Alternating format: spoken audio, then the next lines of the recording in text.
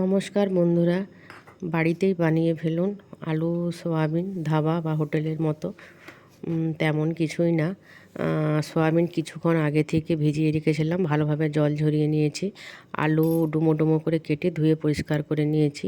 একটা পাত্রে আলু সয়াবিন দিয়ে তাতে লবণ আর ঝাল লঙ্কার গুঁড়ো, আদা রসুনের পেস্ট আর টক দই আর soya sauce, tomato sauce add করব। টক দই জল অবশ্যই ঝরিয়ে নেবেন।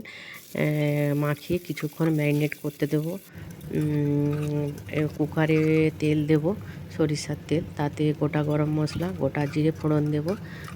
কুচনো পেঁয়াজ অ্যাড করব, সেটা ভেজে নেবার পরে 1 চামচ বেসন দেবো, সেটা পেঁয়াজের সাথে ভালোভাবে ভেজে নেবার পরে টমেটো পেস্ট অ্যাড করব।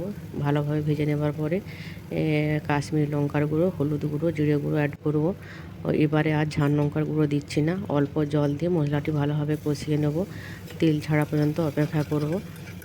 এরপর ম্যারিনেট করে রাখা আলু সয়াবিন দিয়ে সেটা মশলার সাথে ভালোভাবে কষিয়ে নেব।